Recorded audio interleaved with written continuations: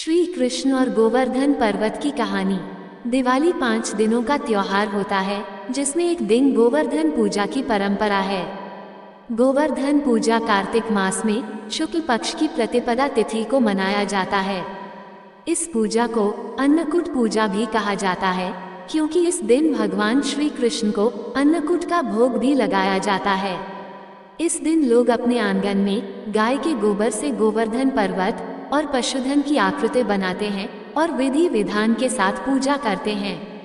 गोवर्धन पूजा विशेष तौर पर प्रकृति के प्रति कृतज्ञता व्यक्त करने के लिए ही मनाया जाता है।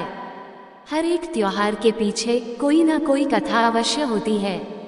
इस पूजा के पीछे की भी एक कथा है जो कि द्वापर युग से जुड़ी हुई है। गोवर्धन पर्वत की कहानी। गोवर्धन पूजा के पीछे की प्राचीन कथा इस प्रकार है कि एक बार जब भगवान इंद्रदेव को अपने आप पर बहुत अहंकार हो जाता है, तब उनके अहंकार को तोड़ने के लिए भगवान श्री कृष्ण एक लीला रचते हैं। भगवान श्री कृष्ण देखते हैं कि एक दिन ब्रजवासी प्रातः काल उठकर पूजन की सामग्री को एकत्रित करने में व्यस्त होते हैं। वे तरह तरह के पकवान बना रहे होते हैं, पूजा का मंडप सजा रहे होते हैं। भगवान श्री कृष्ण को समझ नहीं आया कि ब्रजवासी यह सब क्यों कर रहे हैं। तब वे अपनी माँ यशोदा के पास आते हैं और पूछते हैं, मैया, आज सभी लोग किसके पूजन की तैयारी कर रहे हैं। माँ यशोदा बताती है कि पुत्र, हम सभी ब्रजवासी भगवान इंद्रदेव के पूजन की तैयारी कर रहे हैं। भगवान श्री कृष्ण पूछते हैं, आप सभी लोग उनकी पूजा क्यों कर रहे हैं। यशोदा माँ कहती हैं कि भगवान इंद्रदेव वर्षा के देवता है, उन्हीं के कारण बारिश होती है और अन्न की पैदावारी होती है। अन्न की पैदावार अच्छी होने से हमारे गायों को भी चारा प्राप्त होता है। इस तरह इंद्रदेव के कारण ही हम सभी का जीवन अस्तित्व में है। तब भगवान श्री कृष्ण माँ यशोदा को समझाते हैं कि मैया, वर्षा करना तो इंद्रदेव का कर्तव्य है। पूजा तो हमें गोवर्धन पर्वत की करनी चाहिए, क्योंकि गोवर्धन पर्वत पर ही साग सब्जियां, फल फूल होते हैं। वहीं पर हमारी गाय चरती हैं। सब कुछ तो हमें गोवर्धन पर्वत से ही प्राप्त होता है। भगवान श्री कृष्ण ये बात हर एक ब्रजवासी को समझाते हैं, जिसके बाद सभी ब्रजवासी इंद्रदेव के बजाय गोवर्धन पर्वत की पूजा करने के लिए सभी सामग्री इकट्ठा करने लगते हैं। ये सब देखकर इंद्रदेव को अपना अपमान महसूस लगता है। उन्हें लगने लगता है कि भगवान श्री कृष्ण ने उनका अपमान किया है, ब्रजवासियों ने उनका अपमान किया है, जिसके कारण वह क्रोधित हो जाते हैं। क्रोधवश इंद्रदेव बादलों को ब्रज में मूसलाधार बारिश करने का आदेश देते हैं। इंद्रदेव बादलों को आदेश देते हैं कि गोकुल नगरी में तब तक बरसते रहना है जब तक पूरी गोकुल नगरी डूब ना जाए। इंद्रदेव के आदेश पर पूरा गोकुल काले बादलों से ढक जाता है और भयंकर वर्षा होने लगती है।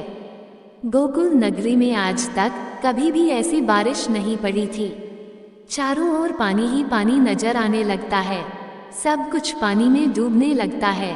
तब गोकुल वासी घबराकर भगवान श्री कृष्ण के पास पहुंचते हैं और कहते हैं कि हमने तुम्हारे कहने पर ही गोवर्धन पर्वत की पूजा करना शुरू किया है। देखो, इंद्रदेव हमसे क्रोधित हो उठे हैं और इतनी मूसलाधार बारिश हो रही है। इस मूसलाधार बारिश में हम और हमारे पशु कैसे जीवित रहेंगे।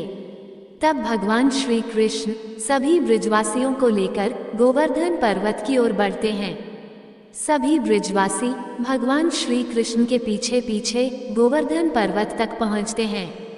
तब भगवान श्री कृष्ण अपनी कनिष्ठ उंगली से पूरे गोवर्धन पर्वत को उठा लेते हैं और सभी ब्रजवासी गोवर्धन पर्वत के नीचे आश्रय प्राप्त करते हैं। इस तरीके से जब तक बारिश रुक नहीं गई, तब तक भगवान श्री कृष्ण अपनी छोटी उंगली पर ही पूरे गोवर्धन पर्वत को उठाकर रखे रहे। ये सब देख भगवान इंद्रदेव का घमंड चूर चूर हो गया। भगवान श्री कृष्ण की यह लीला देखकर सभी ब्रजवासी को समझ में आ गया था कि भगवान श्री कृष्ण एक सामान्य मनुष्य नहीं है, वे स्वयं भगवान विष्णु के अवतार हैं। भगवान इंद्रदेव को भी अपनी गलती का एहसास हो गया, जिसके बाद वे अंत में भगवान श्री कृष्ण से क्षमा याचना मांगते हैं। इस प्रकार इसी घटना के बाद से गोवर्धन पर्वत के पूजा की परंपरा आरंभ हुई। दोस्तों, आपको ये कथा कैसी लगी कृपया कमेंट करके जरूर बताएं। वीडियो पसंद आया हो तो लाइक करें और ऐसी ही और भी बहुत सारी जानकारियों, कथाओं एवं कहानियों को सुनने के लिए चैनल को सब्सक्राइब जरूर करें। धन्यवाद।